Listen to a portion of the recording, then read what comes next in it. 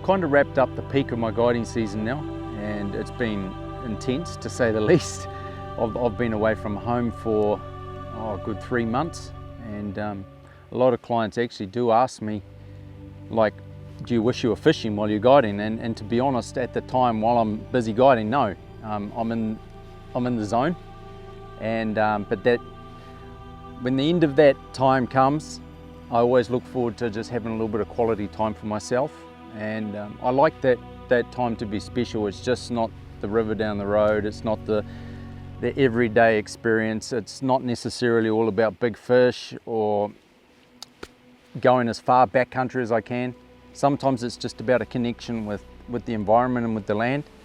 And there was a particular valley that I've kind of had my thoughts on for a number of years. I visited this valley when I was a kid. It's actually probably one of the very first places I took a photo as probably a 6-year-old, and photography was a huge part of my life. So I do still have that photo stuck on my office wall, and I wanted to return there and just experience the fishing there with the majestical background. And yeah, there's just something special about places like that, and I just had to return.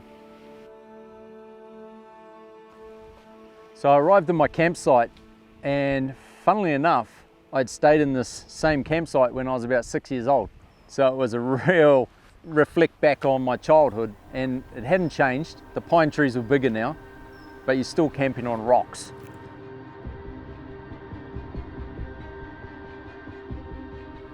I knew the moon was coming, but there it was in all its glory, the big fat full moon, and I was a little bit apprehensive of what that would do to the fishing. But this was my day, and full moon or no moon, I was going. So with minimal sleep, because I was so excited, I probably had 3 or 4 hours sleep. I was up super early, jumped in the car, and just looking forward to what lay ahead in the day. And the anticipation levels were pretty extreme after this 3-4 month build-up.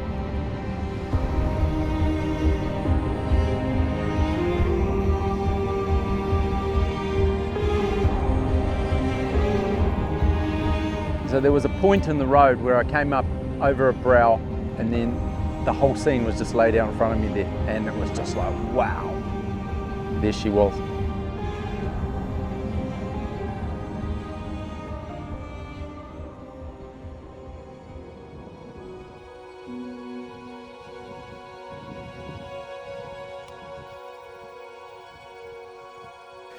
Yeah, that blew my mind. So I had to pull over several times, pull out the camera, join the other hordes, and click away.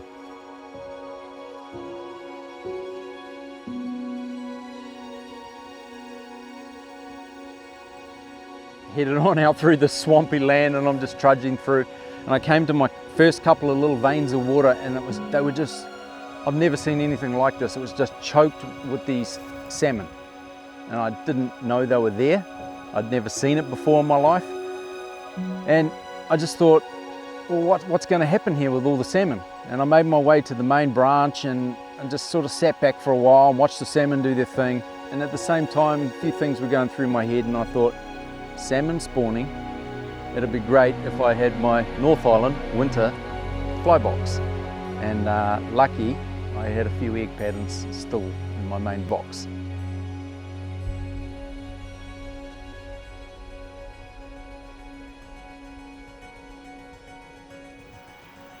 Oh, the first drift of that egg was all on, and I knew I'd crack the code first. And that's a hard thing to do, is crack the code in a fishery you haven't been to before that's throwing up unique challenges. And it made sense. You know, the salmon are in there, the trout are hanging in behind them, chomping on eggs.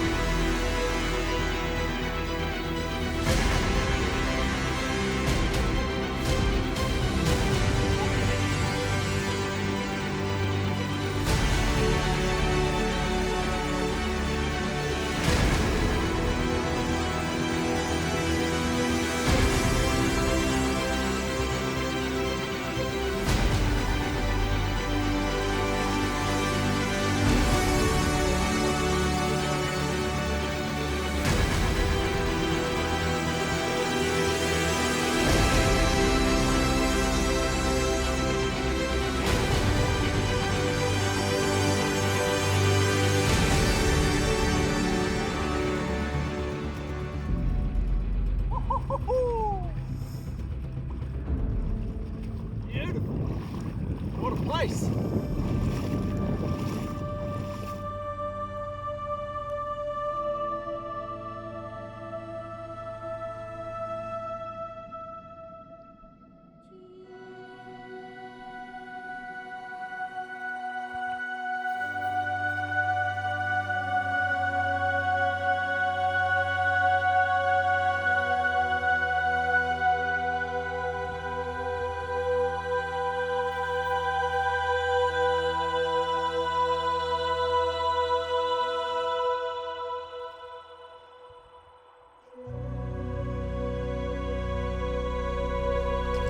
I think what constitutes the best style of adventure that I'm looking for is small intimate streams, crystal clear water, sun on my back, and if the fish are big, so be it, that's fantastic. But if they're just beautiful fish and beautiful surrounds create beautiful moments.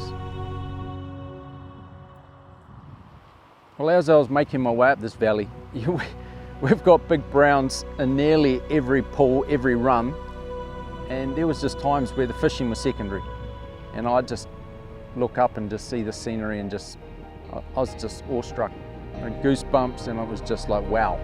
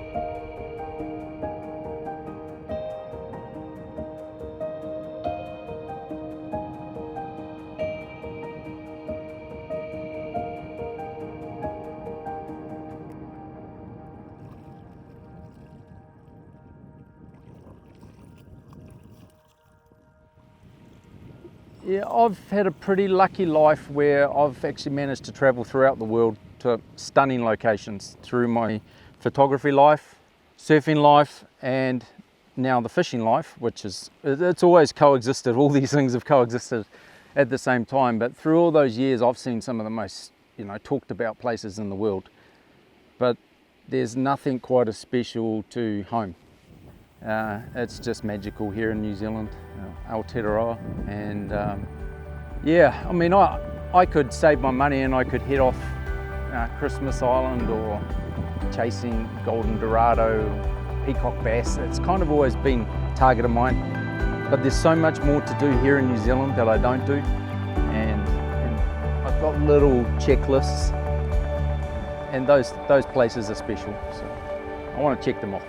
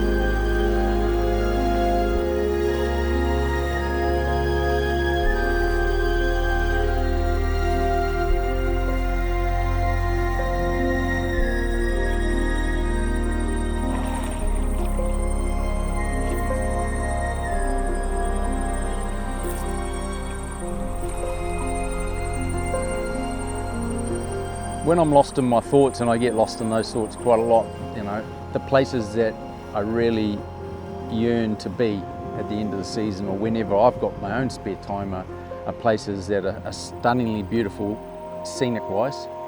Clear water, it'd be nice if there was no wind, but just really kind of small intimate streams. So throughout my fishing life, I do a lot of blind fishing in big rivers, and just to change that up a little, just the intimacy of a small tussock valley, and you just peek over through the tussock and there's a fish just in the most crystal clear water floating.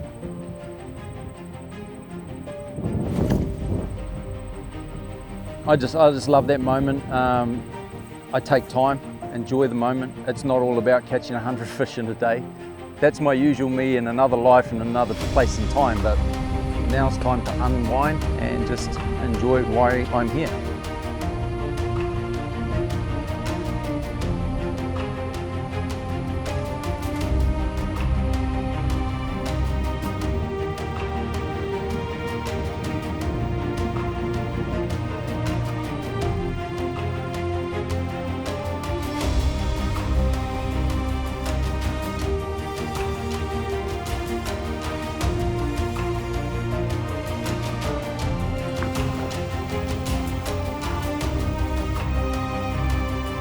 So as a former professional photographer, just to be in a scene like that, you know, everyone takes photos these days, but it's still a big thing in my life. And just, I had big browns in front of me, the most majestical scenery, and at the same time, I still want to capture it, and I still want to do a good job of capturing it. So I'm just camera up, rolled up, and I couldn't decide what to do. And then there's just times where you feel like you're robbing the scene, you know. Put your camera down, put your rod down, and just take it in.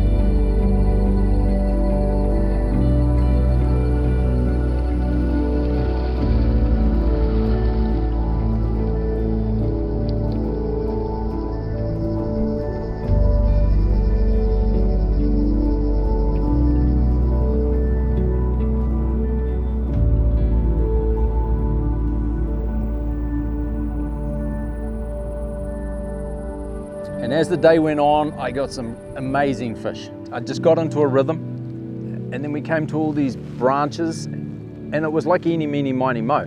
Multiple choice, lucky dip, and something drew me up this one little tiny, probably more that it felt colder, but it got tighter. And all of a sudden, big brown. And just over the next, say, 200 meters, I had 6, 7 beautiful fish, but one pull that really describes and really sums up that whole day was when I peered through the tussock, and there was this glowing fish. First cast, hooked him, pulled him down the back. At the same time, I see another one further up, and I'm like, you're never gonna get both.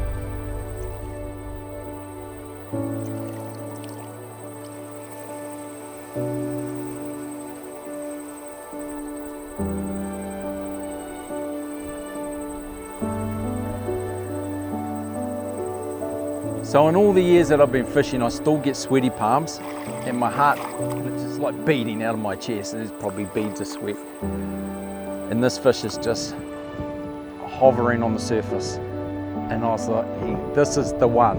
And he took first cast, straight under the undercut bank. He's seesawing underneath. I got him out again.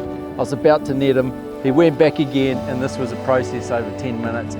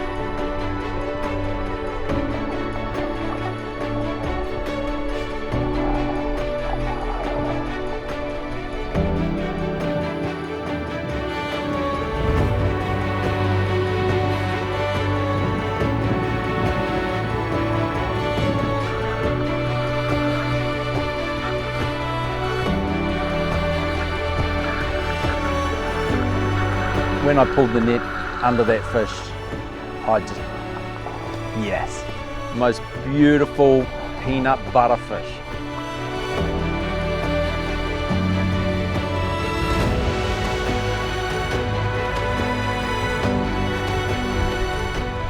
That just sealed the day.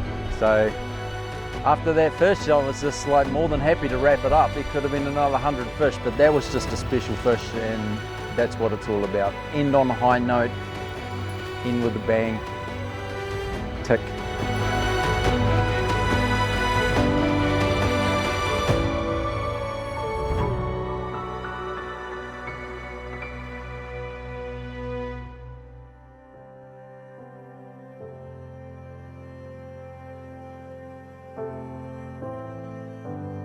So for me, what constitutes the best experience and best day on the river, and what I'm looking forward to in my own fishing adventures, it isn't about big fish or lots of fish. It's the scene, it's the time spent out there just immersed in nature. And I'd sit down on the side of the river and just watch fish. And it's really rare for me to do that, because those that know me know I'm pretty full on, go, go, go, fish, fish, fish. Sight fishing is great, that's marvelous. I'm not so fixated on a dry fly eat. If we had dry fly, so be it. If they're eating nymph, so be it, because fish have to eat what they want to eat, and I'm not going to impose my way of thinking on them. So that's not a selling point, it's more so where I am. The quality of the fish, yes. If we were catching slabs, I'd probably jump back in the car and leave that valley.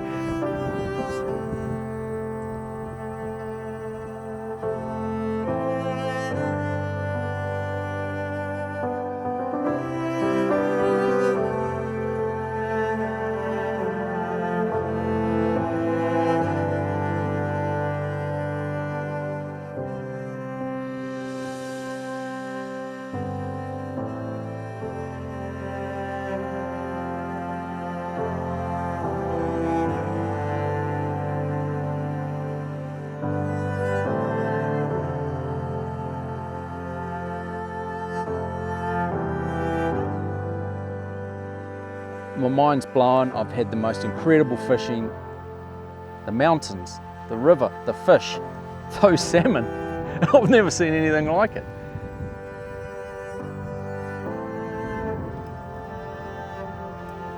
You know, quite often at the end of days like this, you know, you're walking back to the car and you're just taking that moment to reflect on what's just gone down. But you see the car in the distance and you know it's about to come to an end, and you're just like, give me more, give me more. And you know you've been greedy, because just to experience 1 minute of that is special.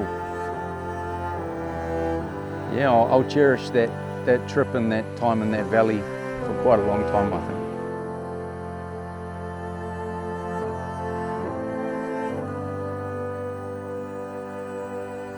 There were times where I just took a moment, saw what was in front of me, and just took it all in, because we're only here for so long, and we're lucky in this job and in this lifestyle to experience places like that, and it was pretty damn special.